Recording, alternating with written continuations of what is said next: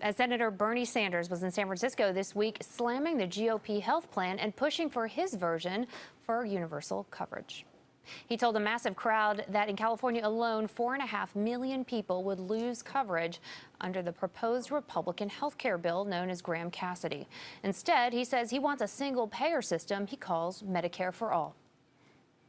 Our job is not just to prevent tens of millions of Americans from being thrown off the health insurance they currently have. Our job is to join every other major country on earth and guarantee health care to all as a right, not a privilege.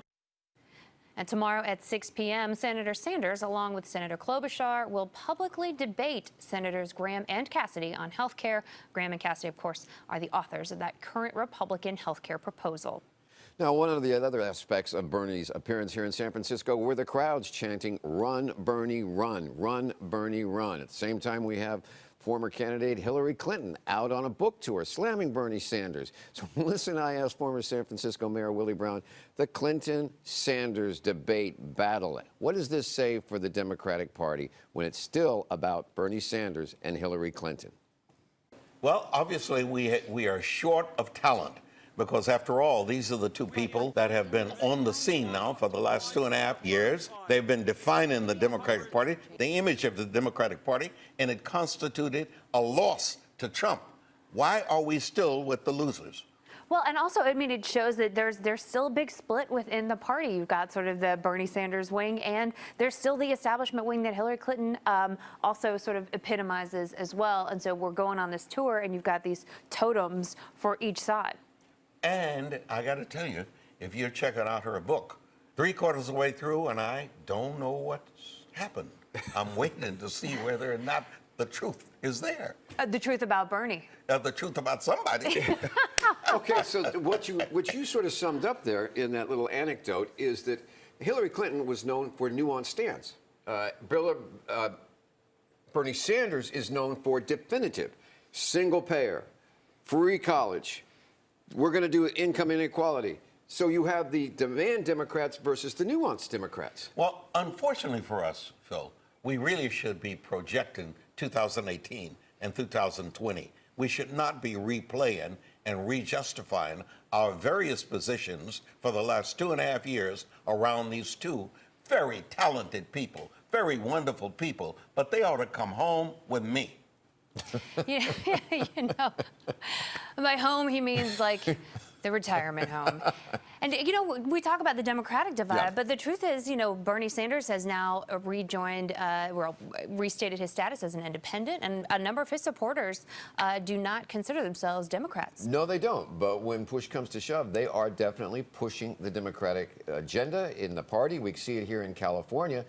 And it's going to be interesting to see how it evolves, because so far nobody else has come out to be that much of a force. It was not a warm welcome for House Minority Leader Nancy Pelosi when she returned to the Bay Area last week. Now, it started as a news conference about the legislative effort to reverse President Trump's decision to end the Deferred Action for Childhood Arrivals program known as DACA. They're our purpose, our very important people. I'm pleased to yield to Dawn.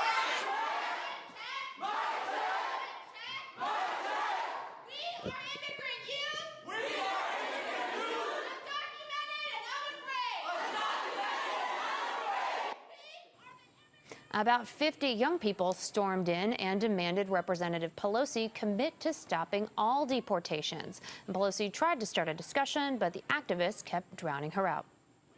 And it's beautiful to our ears to hear your protection, your self-dignity. But I'm not.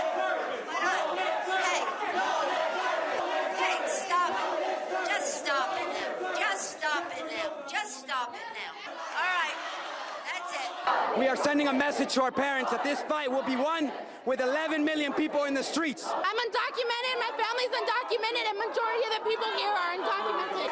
Do you want to hear an answer, or you just want to chat? Now, after about 40 minutes, Pelosi left. She says that she hopes Congress can reach some kind of deal by the end of the month to protect Dreamers from deportation. Now, as you just saw, all of this was captured on camera and went national. And it was a rather embarrassing moment for the House Minority Leader, and something that all politicians everywhere are facing, whether it's at town hall meetings or not. So Melissa and I asked former San Francisco Mayor Willie Brown, no stranger to being shouted out, about what's it like to be a politician in this kind of public dilemma. Well, Phil, you really have to be very careful. If you are in Nancy's position, Barbara Lee's position, Jared Huffman's position, your people better give you some idea that what's coming is what's going to be the kind of attitude tomorrow you may very well be the champion for, because you basically believe in everything they're saying. So you'd better try to figure out how, in your public presentation, to reduce the level of hostility demonstrated against you and leave it to the whole masses. Translate that for me. What you're saying is you better be able to talk quick out of both sides of your mouth, say this is what we're going to do now, but we want to get something else done down the line. I don't fully appreciate your defining it and talking out of both sides of your mouth.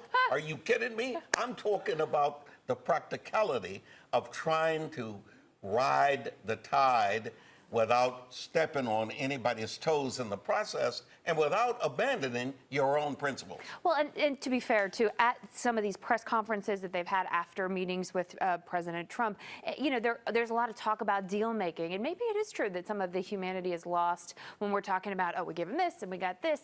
And so, you know, maybe there's reason for folks to say, stop treating us like bargaining chips. At the same time, there's a mathematical reality here that Democrats can't do this by themselves, and so they can't pass a clean DACA bill. That's just not the way it works when you're not in the majority. What you don't want to do if you're trying to win in 2018 and 2020 is be in a position where you're justifying deal making. Make the deal, but deny it.